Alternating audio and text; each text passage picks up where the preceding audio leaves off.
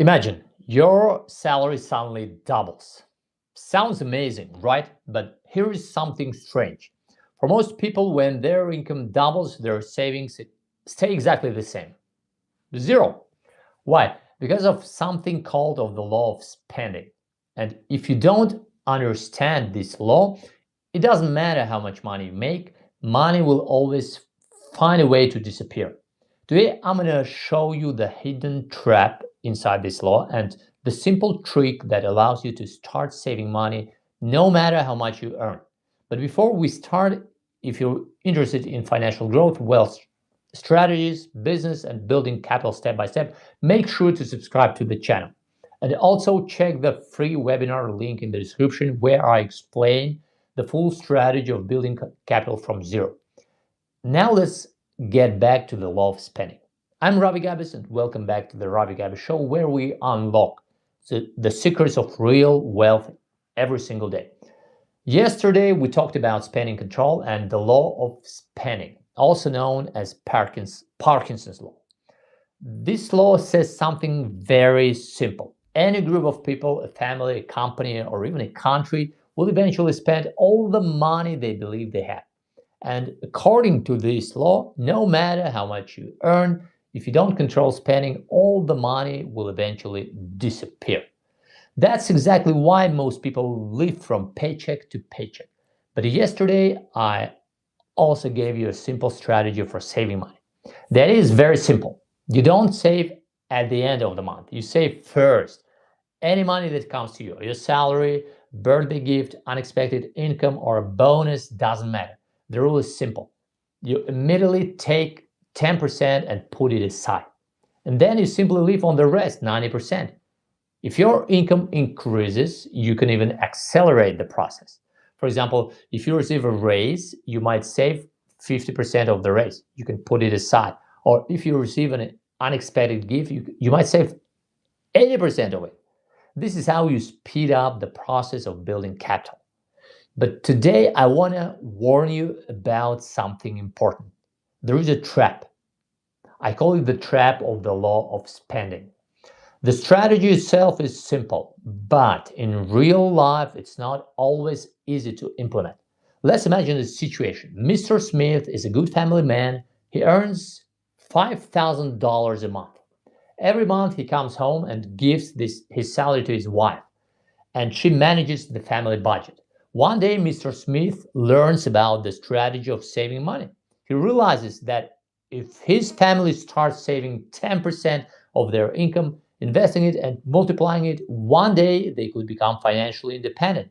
So he decides to start saving 10%. On payday, he comes home as usual. Everyone is waiting for him, especially his wife, because she knows today is salary day. But this time he gives her $4,500 instead of $5,000. She immediately asks, "What happened? Why only $4,500? Where is the rest?" And Mr. Smith happily explains his brilliant plan. He tells her about saving money, investing it, and building a bright financial future. And what does he hear in return? She says, "Are you crazy? Have you lost your mind? We barely make ends meet. Look at your daughter's shoes. Look at your son's coat. And you want to save 10%?" And she completely destroys his plan. So what does Mr. Smith do? He's a good family man. He doesn't argue. He simply gives the remaining $500. And that's the trap. That is why I want you to understand something very important. In real life, the only reliable way to save money is to disguise it as a survival expense. What do I mean by survival expense?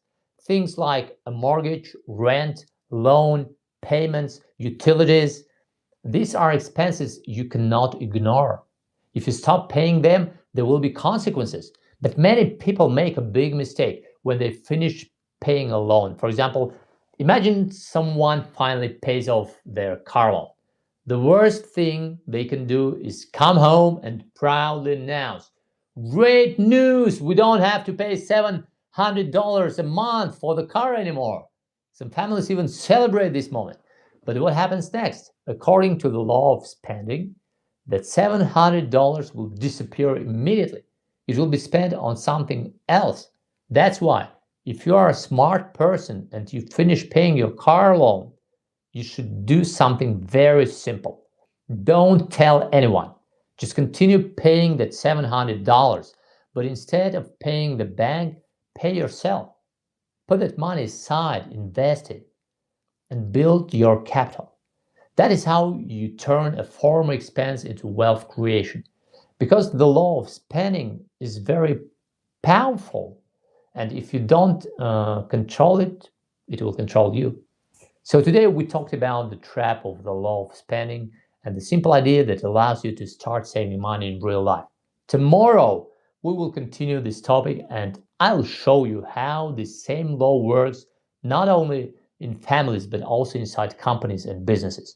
And if you want to go deeper into the full system of financial growth, how to save, invest, and multiply your capital step by step, check the webinar link in the description below. And of course, subscribe to the channel if you want to keep learning how money really works. See you in the next episode.